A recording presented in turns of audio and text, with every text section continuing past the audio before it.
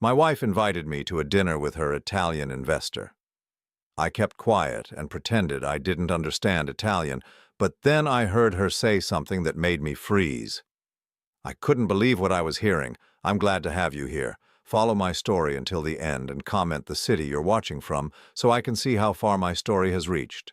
My name is William, and at 65 years old, I thought I knew everything there was to know about my wife. After 37 years of marriage, I believed Leah and I had no secrets between us. I was wrong about that, dead wrong.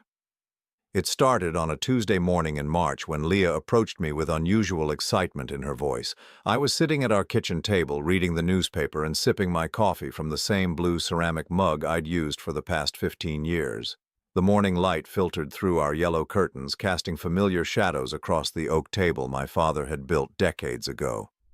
"William, darling," Leah said, her voice carrying that particular tone she used when she wanted something, "I have wonderful news about the business."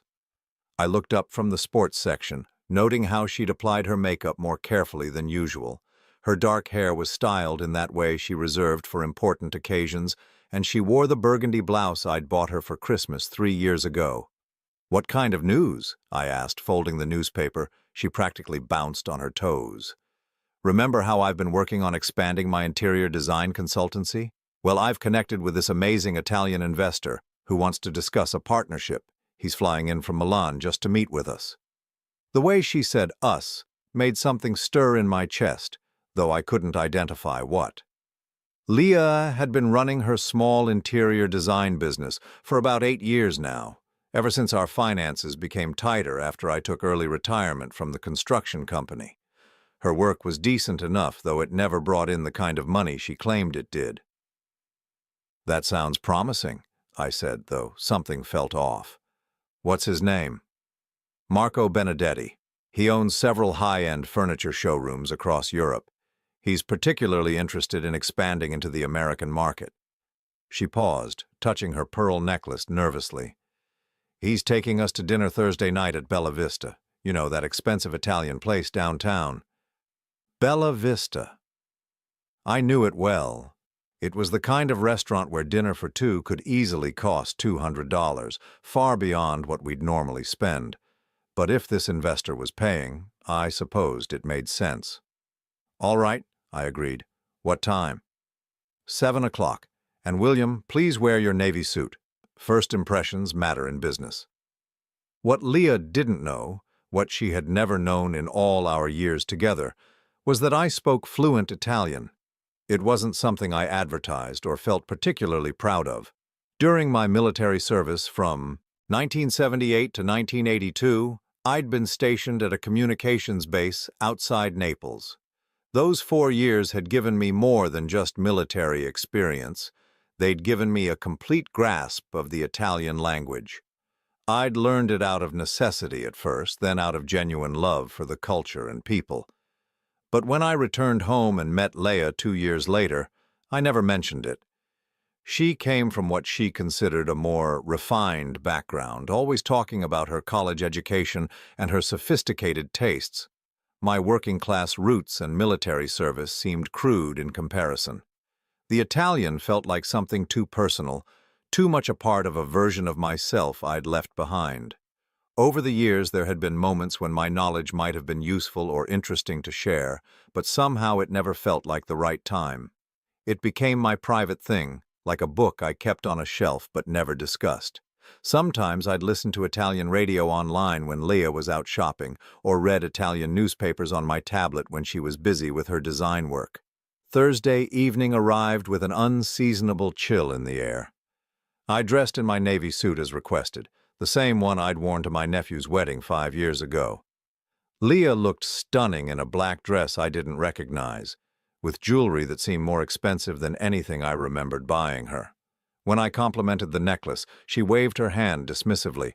"Oh, this old thing? I've had it forever." We drove to Bella Vista in relative silence, Leah checking her makeup in the passenger mirror more times than necessary. The restaurant sat on the corner of 5th and Main, its warm golden light spilling onto the sidewalk through large windows. The scent of garlic, basil, and fresh bread greeted us before we even entered. The maitre d' led us to a corner table where a man was already waiting. Marco Benedetti looked to be in his early 50s, with silver-streaked dark hair and the kind of confident posture that spoke of success. He wore a charcoal gray suit that probably cost more than I made in a month, and his watch caught the light in a way that suggested serious money. "Leia Bellissima," he said, standing to kiss her on both cheeks. The familiarity of the gesture struck me as odd for a first business meeting, but I told myself different cultures had different customs. "Marco, I'd like you to meet my husband, William," Leia said, her voice slightly breathless. Marco extended his hand with a firm grip. "Pleasure to meet you, William. Leia has told me so much about you." "Likewise," I replied, though Leia had actually told me very little about him. As we settled into our seats, I noticed how Leia positioned herself slightly closer to Marco than to me. The waiter appeared almost immediately, as if he'd been watching for our arrival. Marco ordered a bottle of wine that I'd never heard of, but that made the waiter's eyes widen with appreciation. "So, William," Marco said as the wine was being poured, "Leia tells me you're retired from construction. That must be satisfying work, building things with your hands." There was something in his tone that felt condescending, though his smile remained pleasant. "It was honest work," I replied, "kept food on the table and a roof over our heads. Of course, very admirable." As the evening progressed, I began to notice things that made me uncomfortable. The way Leia laughed at Marco's jokes, throwing her head back in a manner I hadn't seen in years. The way she touched his arm when making a point. The way they seemed to share some private understanding that excluded me entirely. But it was when they began speaking in Italian that everything changed. At first, it was just brief exchanges. Marco would comment on the wine in Italian, and Leia would respond. I was shocked to discover that my wife spoke Italian at all. In 37 years of marriage, she had never mentioned knowing a single word of the language. "Non dovremmo parlare così davanti a lui," Leia said quietly. "We shouldn't talk like this in front of him." Marco glanced at me with amusement. "Non capisce niente, è completamente all'oscuro." He doesn't understand anything, he's completely in the dark. My blood ran cold, but I kept my expression neutral, continuing to cut my chicken as if I hadn't heard a word. They were talking about me as if I were a piece of furniture, assuming I was too ignorant to understand their conversation. "È così facile ingannarlo," Leia replied with a soft laugh. "It's so easy to deceive him." The words hit me like a physical blow, but I forced myself to remain calm, to keep chewing my food and nodding along when they switched back to English to include me in meaningless small talk about the weather or the restaurant's decor. As the night wore on, their Italian conversations became bolder, more intimate. They discussed things that made my stomach turn, speaking about me with a casual cruelty that took my breath away. Marco called me Il vecchio stupido, the stupid old man. Leia laughed and agreed, adding details about our private life that she had no business sharing with anyone, let alone this stranger. I excused myself to use the restroom, needing a moment to collect myself.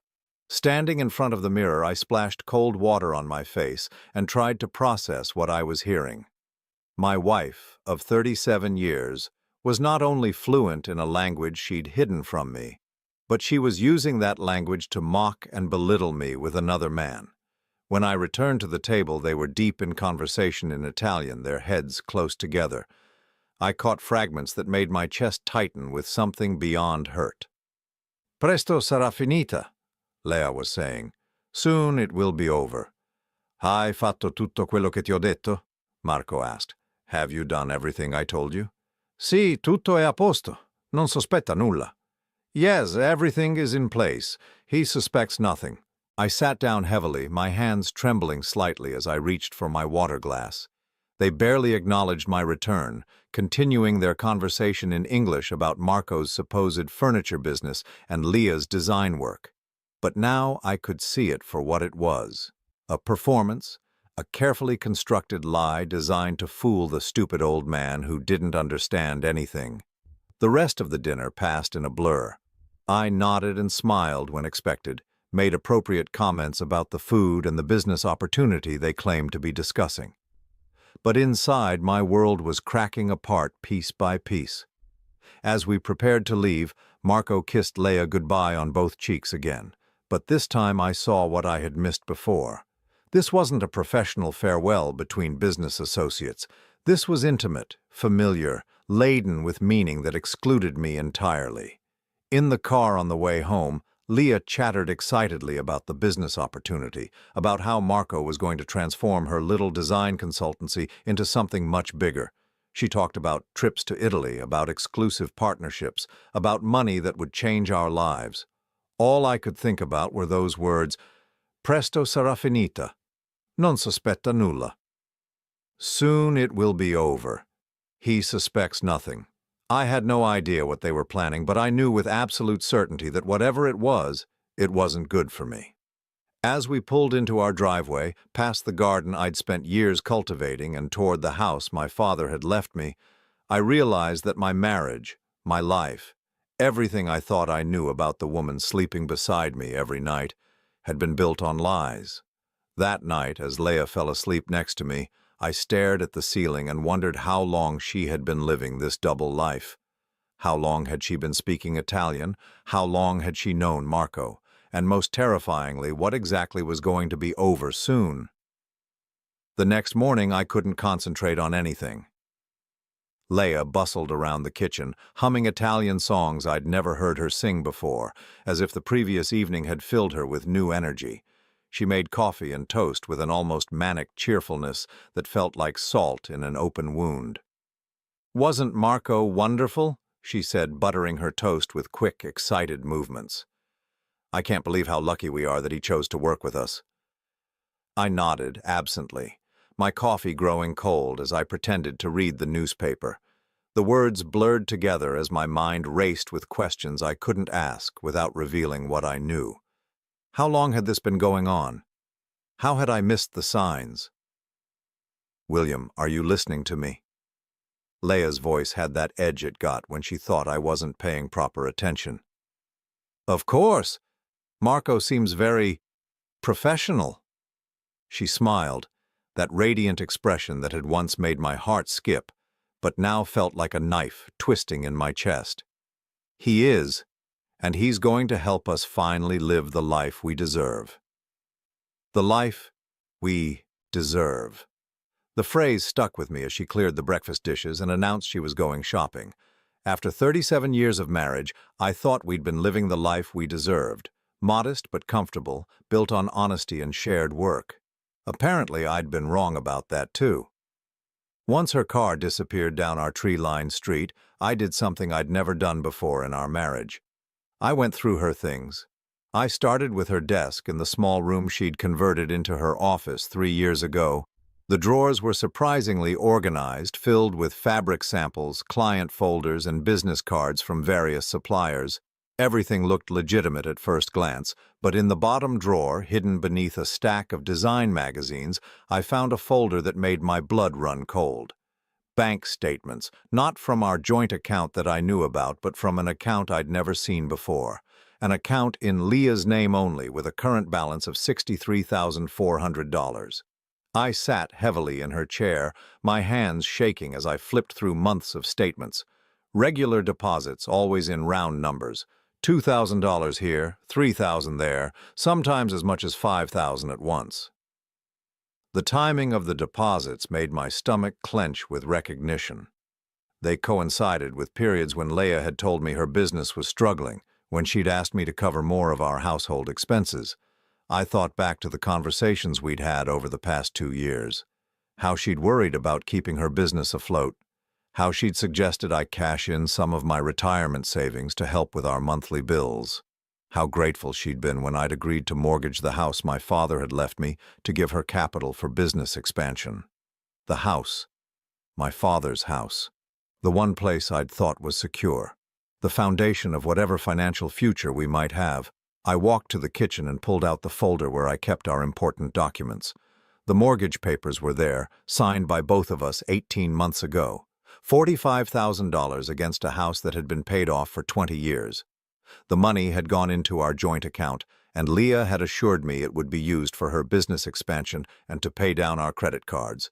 But looking at her secret account statements, I could see exactly where that money had gone. Regular transfers, perfectly timed to coincide with our mortgage payments, hitting our joint account. She'd been systematically moving our money, my father's legacy, into her private account. The phone rang, making me jump. I grabbed it on the third ring, my voice coming out rougher than intended. "William, it's Dr. Romano, our family physician. Leah and I had been seeing him for 15 years, ever since we'd moved to this neighborhood." "Hello, doctor. Is everything all right?" "I was calling about Leah's appointment yesterday. I wanted to follow up on the, test results we discussed." My mind went blank. Test results? There was a pause. "The blood work for her thyroid condition. She mentioned you'd been concerned about her recent weight loss and energy changes. The tests came back normal, which is good news." I gripped the phone tighter. Leah had lost weight recently, about 20 pounds over the past 6 months. When I'd asked about it, she'd said she was stress-eating less because the business was going so well. She'd never mentioned seeing Dr. Romano about it, and she certainly hadn't mentioned thyroid problems. "Right," I managed. "That is good news." She seemed relieved. Said she'd been worried about how the stress might be affecting her health, especially with all the traveling she's been doing for work. Italy must be beautiful this time of year. Italy. She's been to Italy? Another pause, longer this time. "William, are you feeling all right?" Leah mentioned she'd been making monthly trips to Milan for the past 6 months to work with that investor of hers. She was concerned that you might be having some memory issues, actually.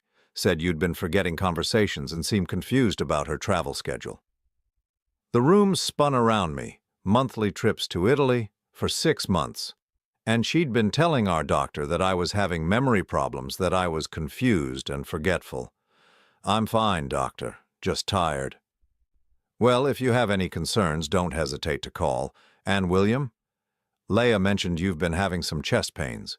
You really should come in for a checkup. At your age, it's important not to ignore these things." Chest pains. I'd never mentioned chest pains to anyone because I'd never had any.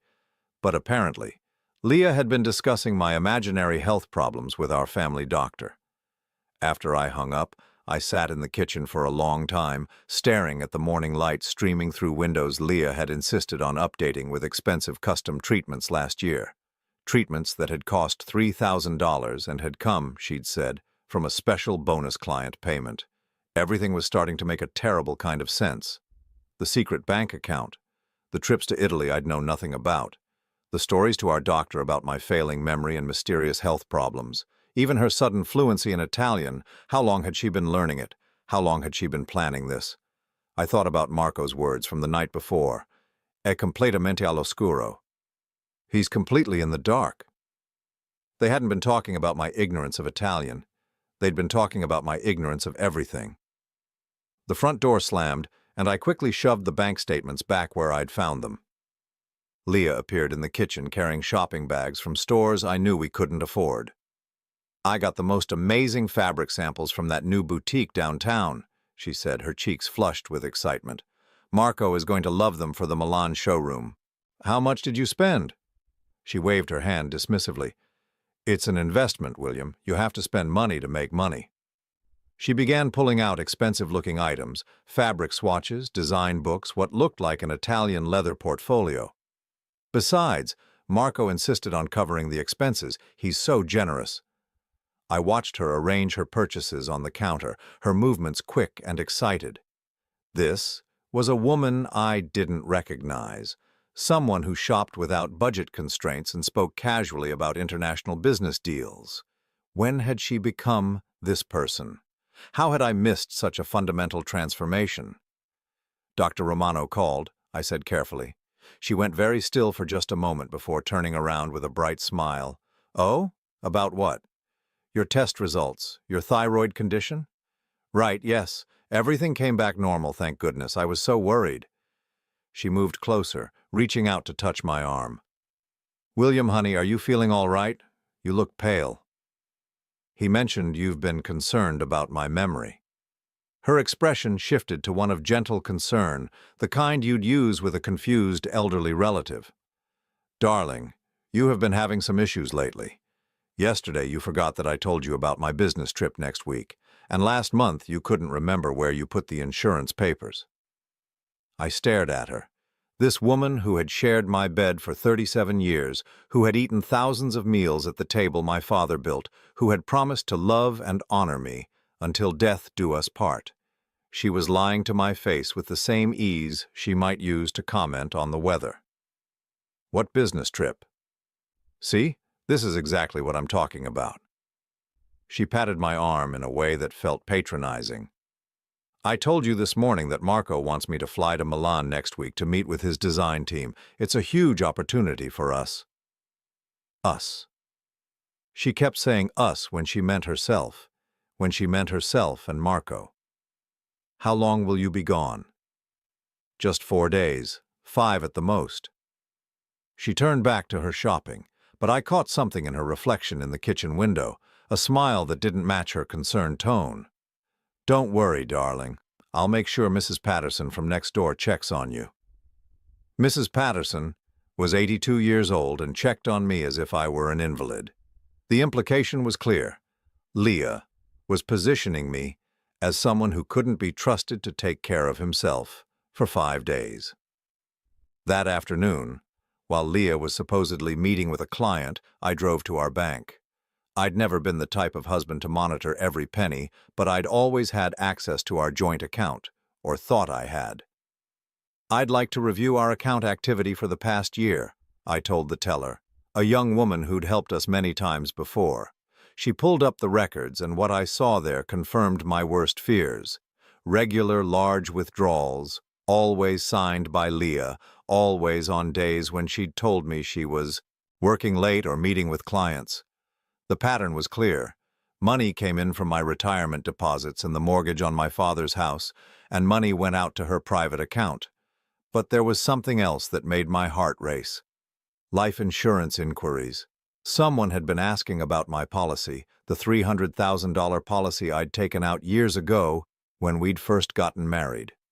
The inquiries had started 6 months ago, right around the time Leah had apparently begun her monthly trips to Italy. "Is there a problem, Mr. Harrison?" the teller asked. "No," I said, though my voice sounded strange even to my own ears.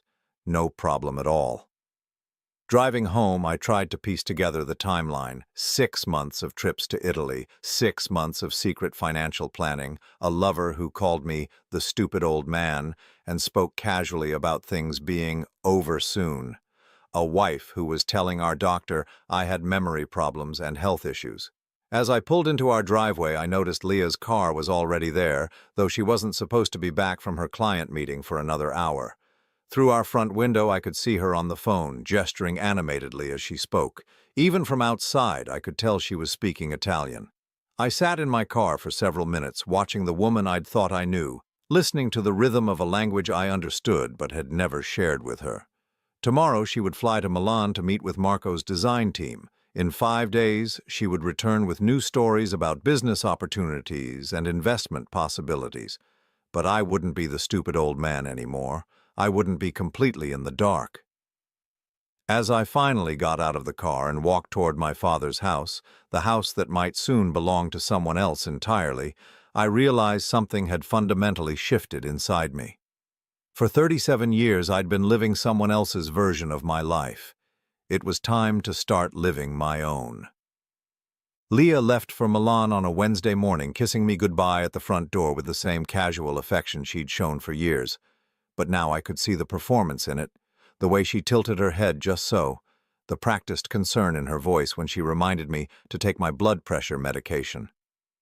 "Are you sure you'll be all right by yourself?" she asked, adjusting my collar like I was a child she was leaving with a babysitter. "I've asked Mrs. Patterson to check on you every day." "I'll be fine," I assured her, forcing a smile that felt like it might crack my face in half. After her taxi disappeared around the corner, I stood in my doorway for several long minutes, breathing the crisp morning air and trying to center myself. For the first time in months, maybe years, I felt truly alone in my own house. It should have been liberating. Instead, it felt dangerous, like being alone with a truth too big to carry. I had 5 days to figure out what they were planning, 5 days to understand what presto sarà finita really meant. I started by going through Leia's office more thoroughly. This time, I wasn't just looking for bank statements. I was looking for anything that might explain the growing sense of dread that had settled in my chest like a weight. In the back of her filing cabinet, behind folders of legitimate client work, I found a manila envelope that stopped my heart. Inside were photocopies of documents I recognized immediately: my life insurance policy, my will, the deed to the house, even medical records from Dr. Romano's office.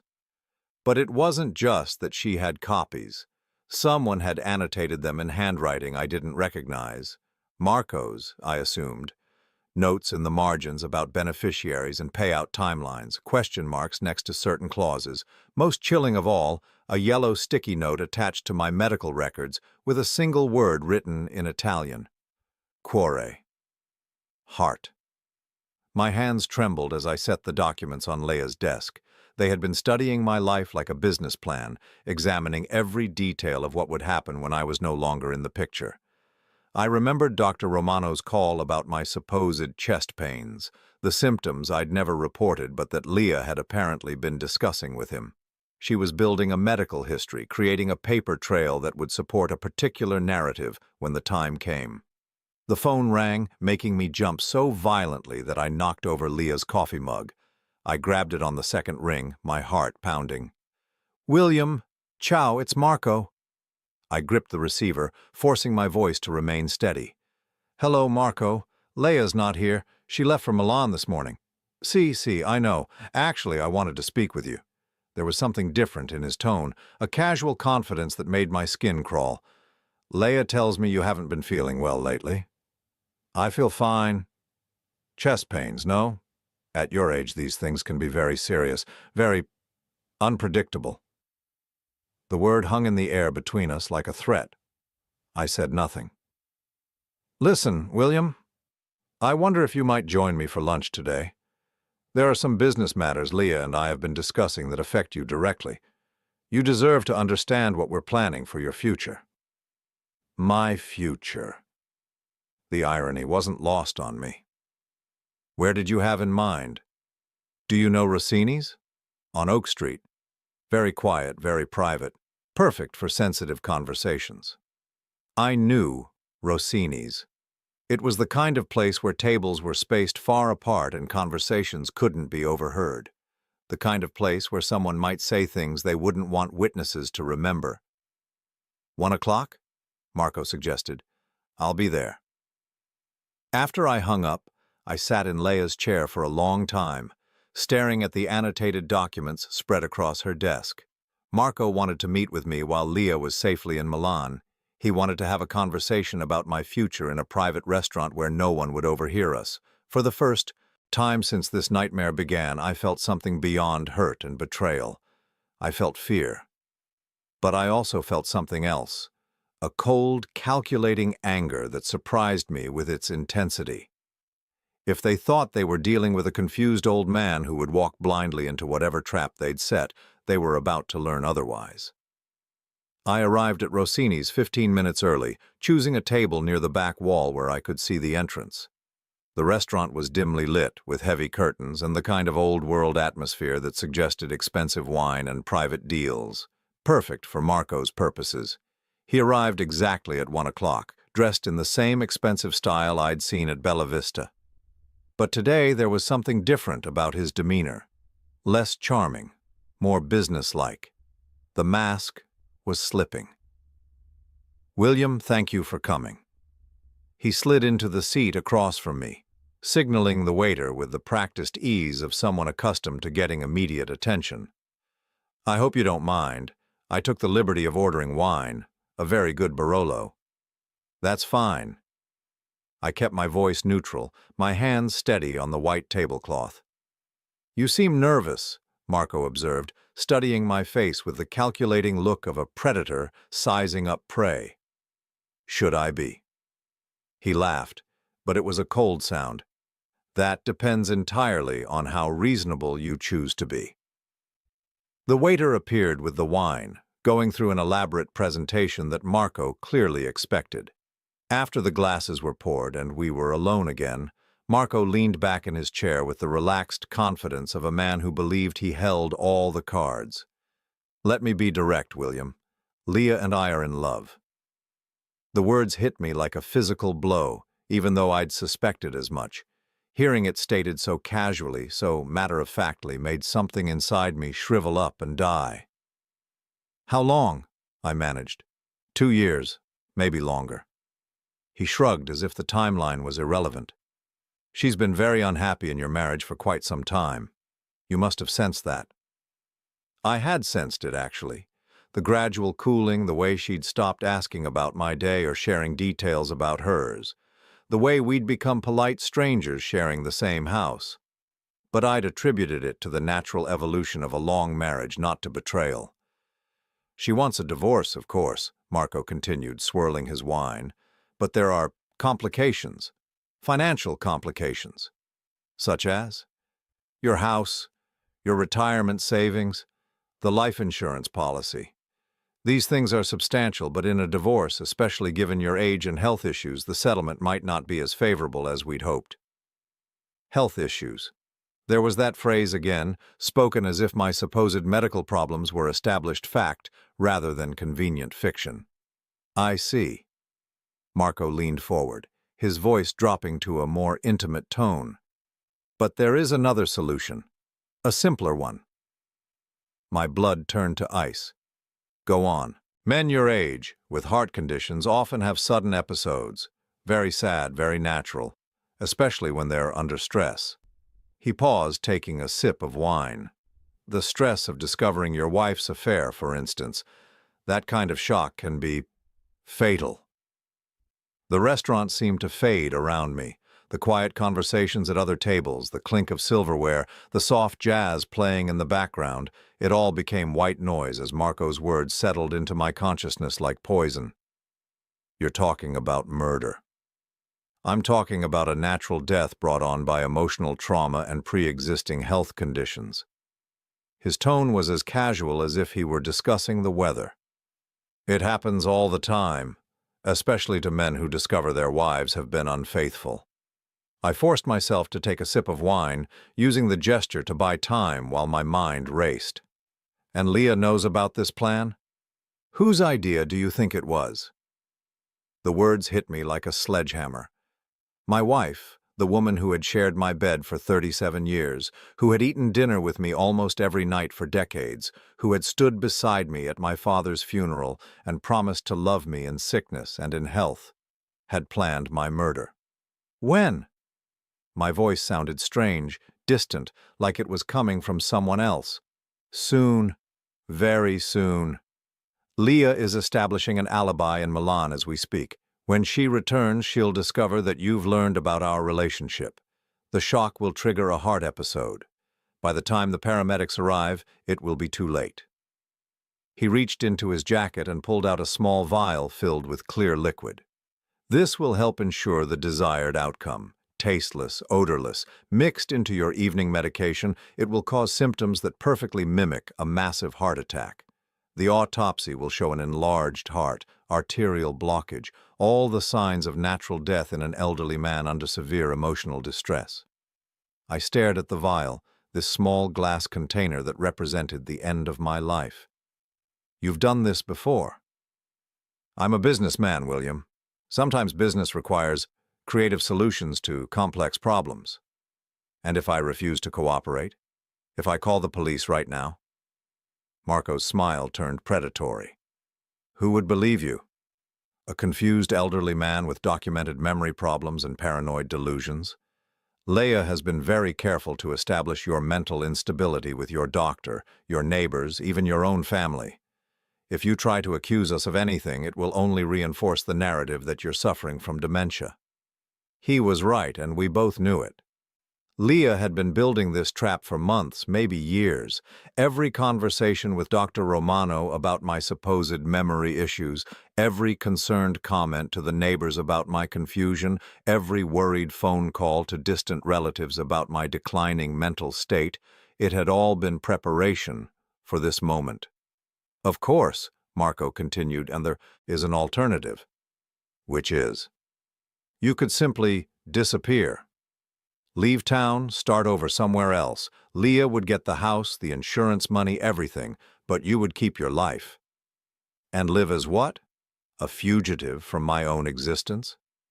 Better than the alternative, don't you think? I sat in silence for several long minutes, letting him think I was considering his offer. In reality, I was memorizing every word he'd said, every detail of his expression, every nuance of this conversation that I would need to remember later.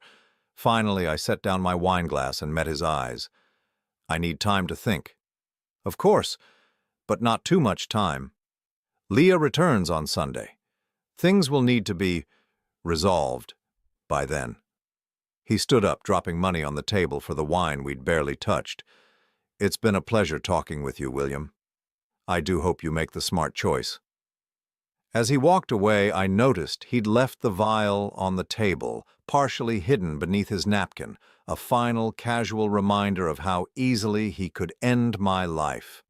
I sat alone for another 20 minutes, staring at that small glass container and trying to process the magnitude of what I'd just learned. My wife wanted me dead. Not divorced, not separated, dead. She had planned it with her lover with the same attention to detail she brought to her interior design work. But as the shock began to fade, I realized something that surprised me. I wasn't just afraid, I was angry. Furious, actually. For 37 years, I had been a faithful husband, a reliable provider, a man who kept his word and honored his commitments. I had given Leah the best years of my life, and she had repaid me with betrayal and murder. They thought they were dealing with a confused old man who would either die quietly or run away in terror. They had no idea who they were really dealing with. I picked up the vial and slipped it into my pocket. Evidence. Then I paid my own bill and walked out of Rossini's into the afternoon sunlight, already planning my next move. If Leah and Marco wanted to play games with life and death, I would show them how the game was really played. I drove home from Rossini's in a daze, Marco's words echoing in my mind like a death sentence. The small vial in my pocket seemed to burn against my leg, a constant reminder of how close I was to the end they had planned for me. But as I pulled into my driveway and looked at the house my father had built with his own hands, something crystallized inside me. I wasn't going to run. I wasn't going to die quietly. And I sure as hell wasn't going to let them get away with this. That evening, I did something I hadn't done in years. I called my old Army buddy, Frank Peterson. Frank had retired from the military and become a private investigator, specializing in divorce cases and insurance fraud. We'd kept in touch sporadically over the decades, Christmas cards and the occasional phone call, but I hadn't spoken to him in almost 3 years. William Harrison. Frank's gruff voice came through the phone. Well, I'll be damned. How are you, old friend? I need help, Frank. The kind of help that requires discretion and experience with difficult situations. There was a pause. Frank had always been sharp, and he caught the seriousness in my tone immediately. What kind of trouble are you in? The kind where my wife and her lover are planning to murder me for the insurance money. Another pause, longer this time. Jesus Christ, William, are you sure about this? Dead? Sure, literally. Can you talk freely? Yes. Leah's in Milan establishing an alibi. I have until Sunday before she comes back to put their plan into action. All right, listen to me.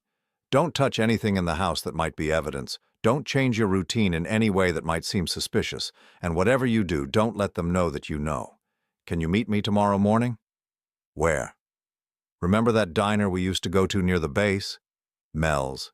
It's still there, 9 a.m. I'll be there. William, be careful. If they're willing to kill you, they won't hesitate to move up their timeline if they suspect you're onto them.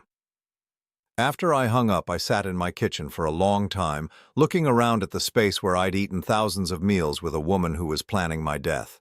The cherry cabinets I'd installed myself 15 years ago.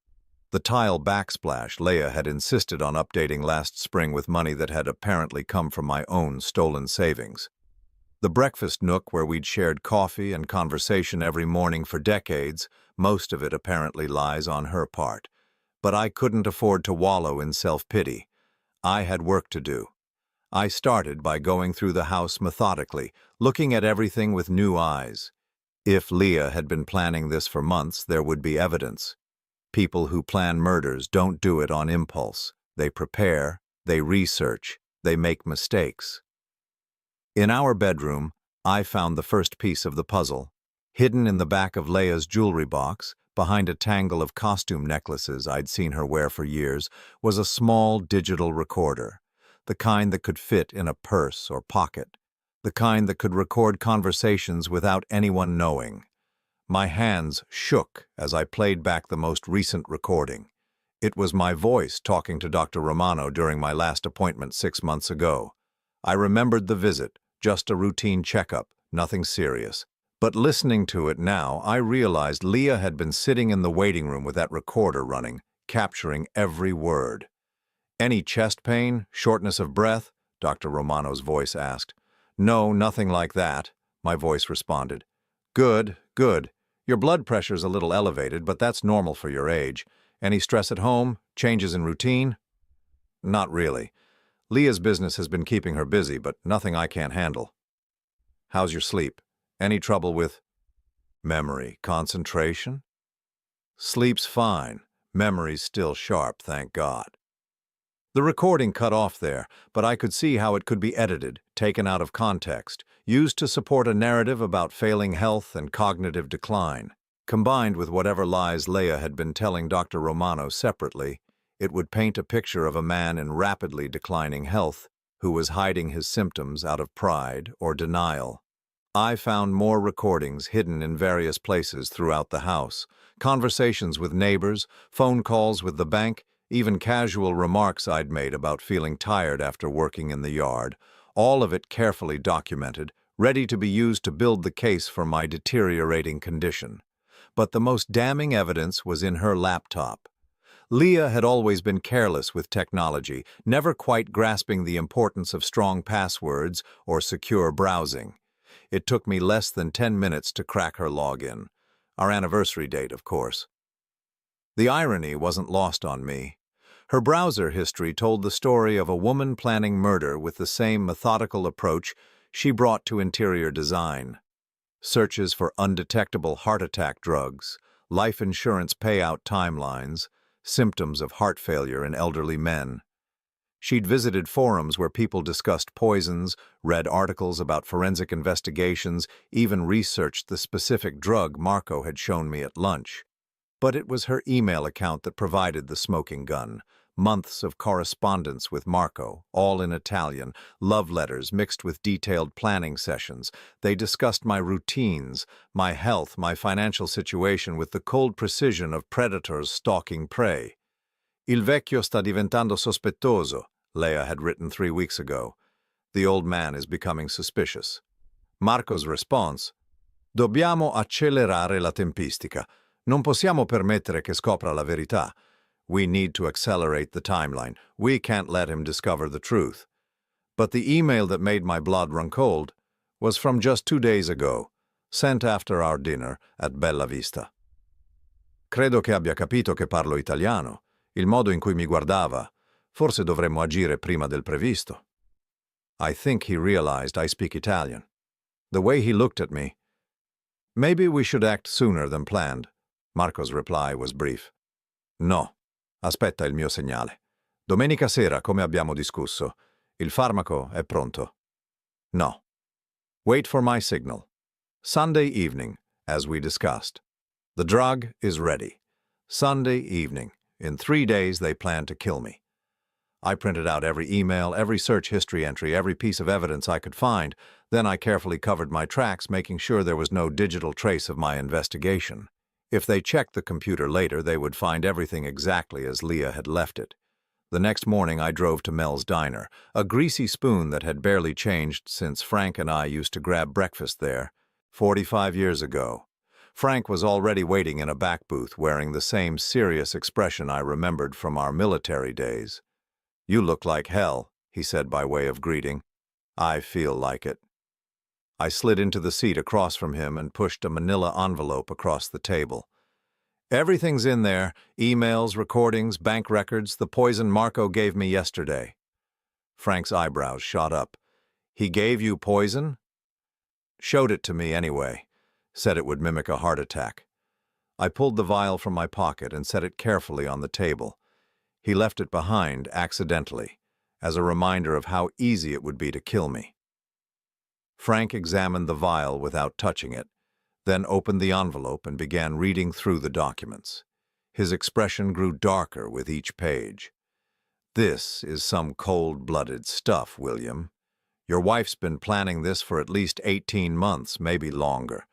The financial manipulation, the medical gaslighting, the character assassination, it's textbook spousal murder preparation. Can we stop them? We can do better than that. We can destroy them." Frank leaned back in the booth, his mind already working on the angles. "But it's going to require you to play along for a few more days. Can you handle that?" "What do you mean?"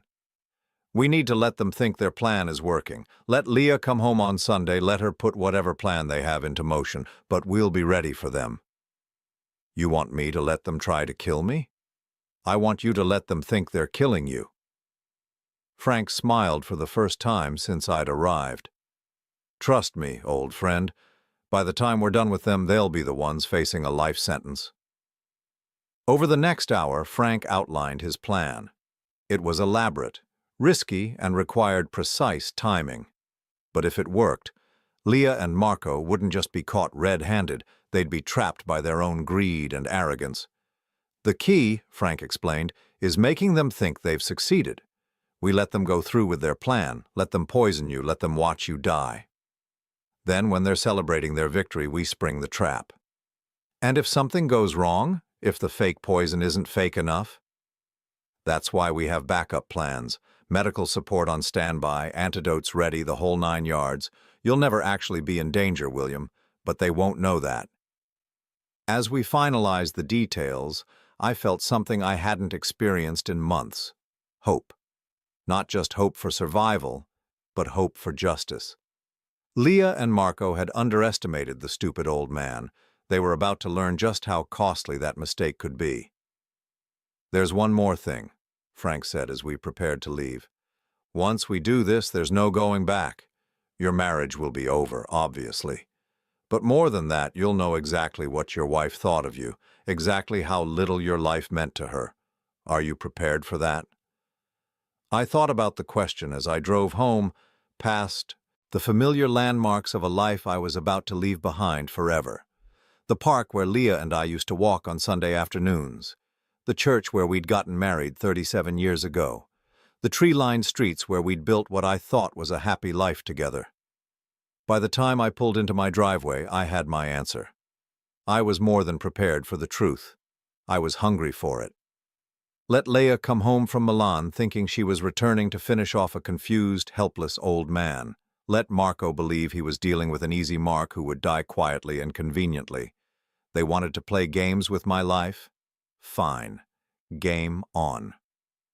Sunday arrived gray and cold, with the kind of bitter wind that cuts right through your coat and settles in your bones. I stood at my kitchen window watching for Leah's taxi while trying to calm my nerves. In a few hours, my wife of 37 years would try to murder me. The thought still seemed surreal, like something from a television drama rather than my own life. Frank had spent the previous 2 days setting everything up. Hidden cameras in strategic locations throughout the house, audio recording equipment that could capture conversations from 3 rooms away, medical personnel standing by just outside our neighborhood, ready to intervene if anything went wrong. Most importantly, he'd replaced Marco's poison with a harmless substance that would create the symptoms they expected without actually endangering my life. "Remember," Frank had told me during our final briefing the night before, "you need to sell this performance completely. They can't suspect for even a second that you know what's happening. Act confused, vulnerable, maybe a little paranoid. Give them exactly what they expect to see. At 3:15 in the afternoon, the taxi pulled up. I watched from behind our living room curtains as Leah paid the driver and gathered her luggage. She looked radiant, refreshed from her trip. The trip where she'd been establishing an alibi while her lover prepared to murder her husband.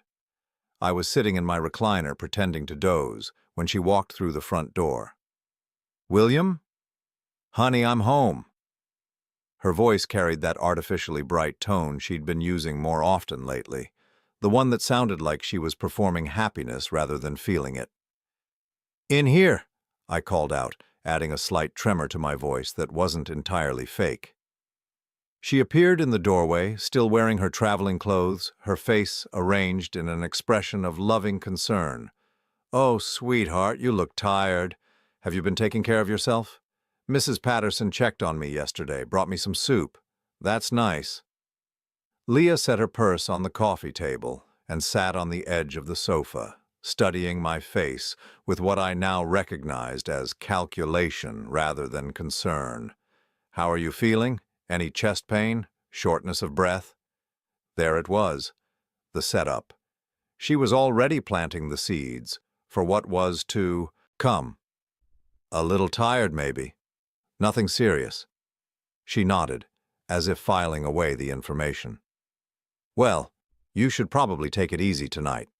I brought you something from Italy, some special tea that's supposed to be very good for circulation." Special tea. I wondered if that was how they planned to deliver the poison. "That sounds nice. How was your trip?" Leah launched into an animated description of her time in Milan, talking about meetings with Marco's design team and opportunities for future collaboration. She was a good actress, I had to give her that. If I hadn't known the truth, I would have believed every word. But I did know the truth, and watching her perform this elaborate lie made my stomach turn. This woman had shared my bed for decades, had comforted me when my father died, had celebrated every small victory, and commiserated over every disappointment. Now she was sitting 3 feet away, planning the final details of my murder. "Marco sends his regards, by the way," she said casually. "He's flying back tomorrow to finalize some business arrangements. He might stop by to see how you're doing." How I was doing. The euphemism was almost funny. The afternoon passed in a strange simulation of normalcy. Leah unpacked her luggage, showing me small gifts she'd supposedly bought in Milan. She cooked dinner, my favorite pot roast, which should have been a comfort but instead felt like a condemned man's last meal. We watched television together on the sofa, her hand occasionally reaching over to touch my arm or check my forehead for fever. Every gesture was perfectly calculated, designed to reinforce the narrative of a loving wife caring for an increasingly fragile husband. If I died tonight, everyone would remember how concerned she'd been, how she'd noticed I wasn't feeling well, how she'd tried to take care of me in my final hours. At 8:30, she went to the kitchen to make the special tea. I listened to her moving around, opening cabinets, running water. My heart was pounding so hard I was sure she'd be able to hear it when she returned. This was it, the moment of truth. In a few minutes, she would hand me a cup of tea laced with what she believed was a lethal dose of cardiac medication. "Here we go," she said, returning with a steaming mug on a small tray. "This should help you sleep." The tea smelled like chamomile with an underlying medicinal odor that made my skin crawl. I accepted the mug with hands that shook only slightly, perfect for someone with supposedly failing health. "Thank you. You're always taking such good care of me." Something flickered across her face at those words. Guilt, regret, or just annoyance that I was being sentimental at an inconvenient moment. "Drink it while it's hot," she urged. "It works better that way." I lifted the mug to my lips and took a small sip. The liquid was bitter beneath the chamomile flavor, with a chemical aftertaste that confirmed what I already knew. Frank had been right. They were using a drug that would simulate heart failure, probably something that would be difficult to detect in a standard autopsy. "It's good," I lied, taking another sip. different from what we usually have. It's a special blend. Marco recommended it specifically for circulation problems. I drank about half the tea, then set the mug down and leaned back in my chair with a satisfied sigh. That hits the spot. I think I might turn in early tonight. That's a good idea. You need your rest. But instead of the loving concern that should have been in her voice, I heard something else. Anticipation. She was waiting for the drug to take effect, watching for the first signs that her plan was working. I didn't have to wait long to give her what she expected. Frank had coached me on the symptoms: chest pain, shortness of breath, confusion, and eventually collapse. The harmless substitute they'd given me would actually produce mild versions of these effects, making my performance more convincing. 20 minutes after finishing the tea, I pressed my hand to my chest and winced. "William, what's wrong?" "Just a little tightness, probably nothing." Her eyes sharpened, and I saw her glance at the clock. Right on schedule. 5 minutes later, I doubled over with a groan, clutching my chest with both hands. "Something's wrong, the pain, it's getting worse." "Maybe I should call 911, she said, but her tone lacked urgency. She was going through the motions, establishing her concerned wife routine for when the authorities asked questions later. No, it's probably just heartburn. Help me to the bedroom. I'll lie down for a while." She supported me as I stumbled toward our room, my performance becoming more dramatic with each step. By the time we reached the bed, I was gasping for breath and clutching my left arm in the classic signs of cardiac distress. "William, you're scaring me," she said, but I could hear the excitement beneath her fear. This was exactly what she'd been waiting for. I collapsed onto the bed, my breathing becoming increasingly labored. Through half-closed eyes, I watched her watch me, saw the way she calculated each symptom against whatever timeline Marco had given her. The phone rang, making us both jump. Leah answered it quickly, and I could tell from her side of the conversation that it was Marco checking in. "Yes, he drank it all. About 40 minutes ago. Yes, it's working exactly like you said it would. No, I don't think we should call anyone yet. Let's wait a little longer." Let's wait a little longer. Until I was dead, she meant, until there was no chance that medical intervention could save me. I let my breathing become more and more shallow, my movements weaker and more erratic. This was the most important performance of my life, and I couldn't afford to overdo it or underdo it. It had to be perfect. "William?" She leaned over me, her face a mask of fake concern. "Can you hear me?" I managed a weak nod, then let my eyes roll back slightly. According to Frank's research, this would be about the time that the real drug would cause loss of consciousness. I think I need help," I whispered, my voice barely audible. "Shh, it's okay. Everything's going to be okay." But as she said those words, I saw something in her expression that chilled me to the bone.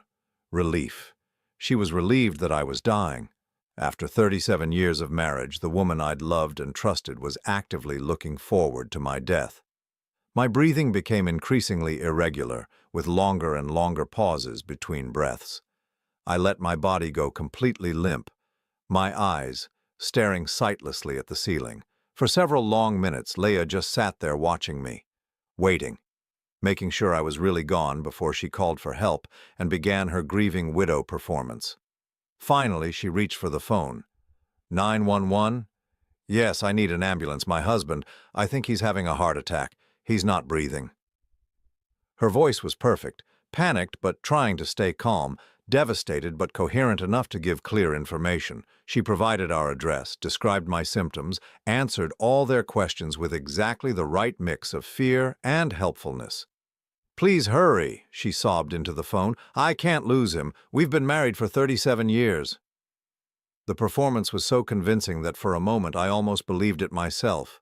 Almost forgot that this was the same woman who had been planning my murder for months. But then I heard her make a second call. "It's done," she said quietly, presumably to Marco. "He's gone. The paramedics are on their way, but there's nothing they can do now. Yes, exactly like you said. Very peaceful, very natural. I'll call you after they take the body away." The body. That's what I was to her now. Not William. Not her husband of nearly 4 decades. just a body to be disposed of, so she could start her new life with Marco.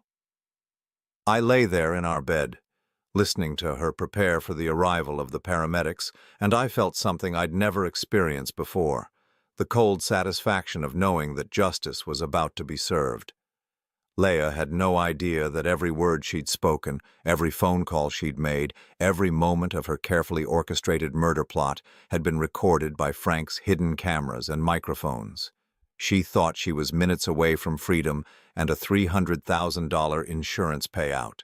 Instead, she was about to discover that the stupid old man she'd married wasn't quite as stupid as she'd thought.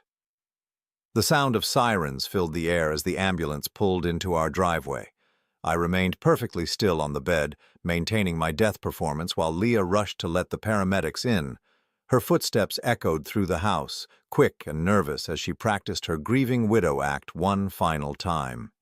"He's in here," I heard her tell them, her voice cracking with perfectly manufactured emotion. "I think it was his heart.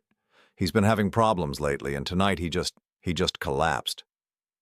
The paramedics entered our bedroom with professional efficiency, their equipment rattling as they set up around what they believed was my corpse. But these weren't real paramedics. They were part of Frank's elaborate setup, trained actors who knew exactly how to play their roles. "Ma'am, I need you to step back," one of them said, gently moving Leah away from the bed. "Let us do our work."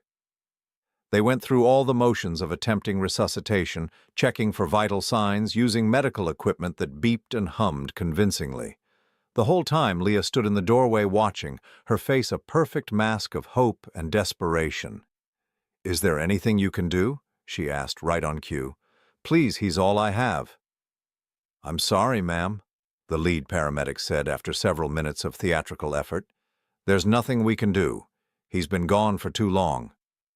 Leah let out a wail that would have been Emmy-worthy if I didn't know it was completely fake.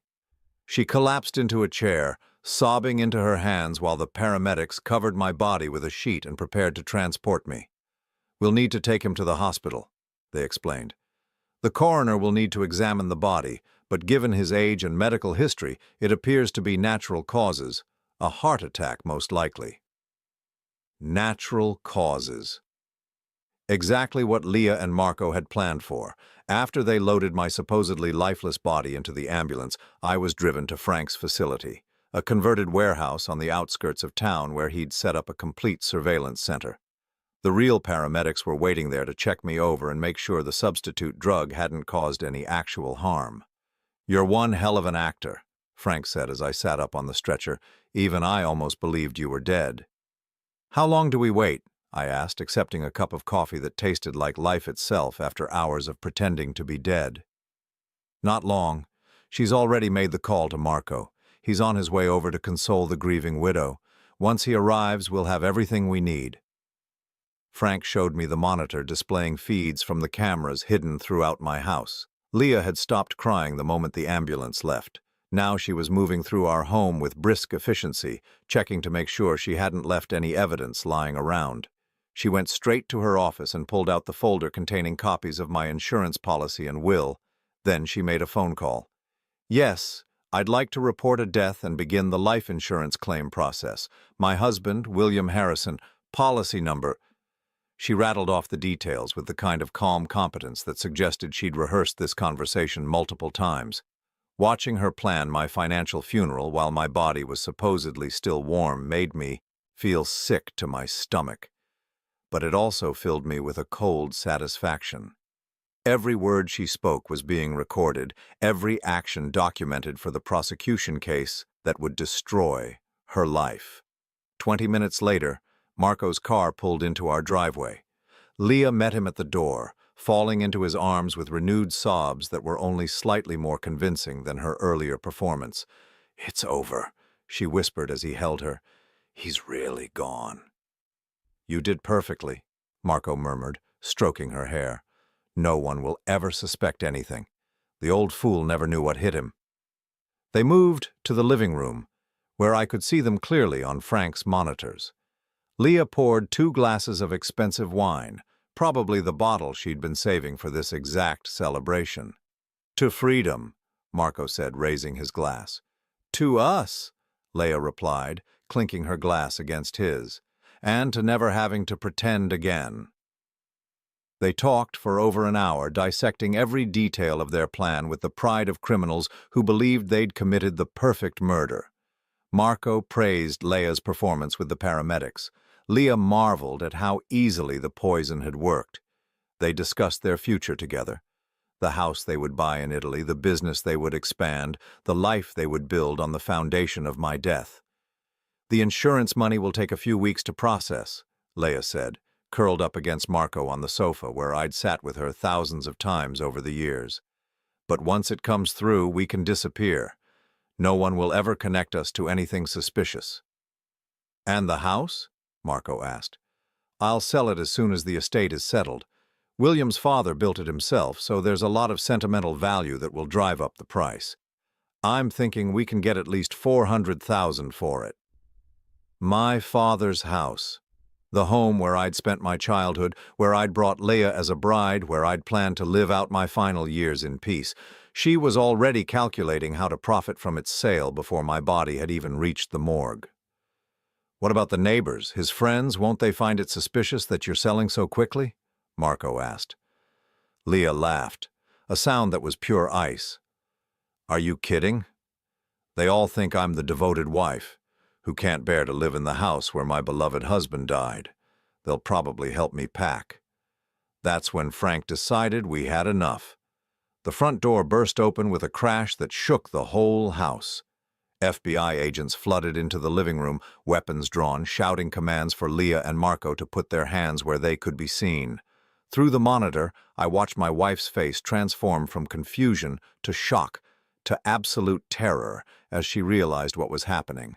Marco tried to run, but there was nowhere to go. Within seconds, they were both on their knees with their hands zip-tied behind their backs. Leia Harrison, Marco Benedetti, you're under arrest for conspiracy to commit murder, attempted murder, insurance fraud, and elder abuse, the lead agent announced. This is insane, Leia screamed, her composure finally cracking completely. My husband died of natural causes. You can't prove anything. Actually, we can, Frank said, walking into the room with a laptop computer. We have video evidence of you poisoning your husband's tea. We have recordings of you planning his murder. We have documentation of your financial crimes. And best of all, he paused for dramatic effect, then smiled. We have your husband's testimony. William Harrison isn't dead, Mrs. Harrison. He's very much alive, and he's been watching your little celebration.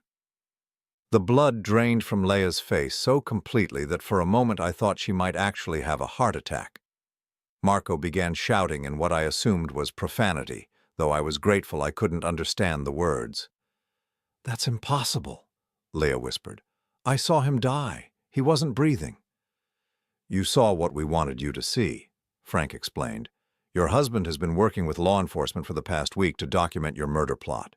The poison you thought would kill him was actually a harmless sedative. Every word you've spoken tonight has been recorded. An hour later, after Leia and Marco had been taken away in handcuffs and the FBI had finished collecting evidence from my house, I finally returned home. Frank walked with me to the front door, his expression a mix of satisfaction and concern. You know this is going to be all over the news, right? He warned. Attempted murder plots always draw media attention. Let them talk, I said, surprising myself with how little I cared. The truth is the truth. What will you do now? This house, it's going to have a lot of memories.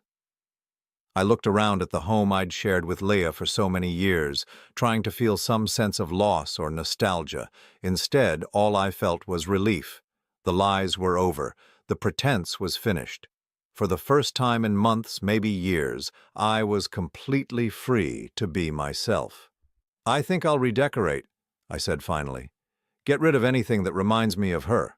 Maybe learn to cook something besides the meals she used to make. Hell, maybe I'll even take that trip to Italy I always talked about. See the places where I learned the language that saved my life. Frank grinned. Sounds like a plan. And William, for what it's worth, I'm proud of you. Not many 65-year-old men would have had the courage to fight back the way you did. After he left, I walked through my house slowly, seeing it clearly for the first time in years. Tomorrow, I would start the process of reclaiming my life. I would redecorate this place or sell it and move somewhere new. I would reconnect with old friends I'd lost touch with during my marriage. I would travel, read, maybe even write the story of what had happened to me. But tonight, I simply sat in my kitchen with a cup of coffee, watching the sun rise over the garden I'd tended for decades. In a few hours, Leah and Marco would be arraigned on charges that would put them away for the rest of their lives. The $300,000 life insurance policy they'd coveted would remain untouched. The house they'd planned to sell would stay in my name. Most importantly, the stupid old man they'd underestimated was still alive, still breathing, and finally truly free. As I sipped my coffee and watched the morning light filter through the windows, I reflected on the strange journey that had brought me to this moment. 6 days ago, I'd been a man living a lie, married to a woman who was planning my death. Today, I was alone but honest, betrayed but victorious. It wasn't the ending I would have written for my story, but it was the ending I deserved. And for the first time in longer than I could remember, that was enough. 3 months later, I received word that Leah and Marco had been sentenced to 25 years to life for attempted murder and conspiracy. They would grow old in prison while I grew old in freedom. Justice, it turned out, was worth waiting 65 years to experience. The house felt different now, larger somehow, filled with possibilities instead of secrets. I'd kept my father's furniture but replaced everything that reminded me of Leah. New curtains, new bedding, new dishes. I was building a new life in the shell of the old one. Sometimes, late at night, I would think about the woman I'd married 37 years ago and wonder if she had always been capable of murder or if something had changed her along the way. But those thoughts never lasted long. Some questions don't have answers worth knowing. What mattered was that I had survived. Not just the attempt on my life, but the slow poisoning of my spirit that had been going on for years without my realizing it. I had reclaimed my dignity, my home, and most importantly, my truth. At 65, I was learning to live again. And it felt like the greatest victory of my life.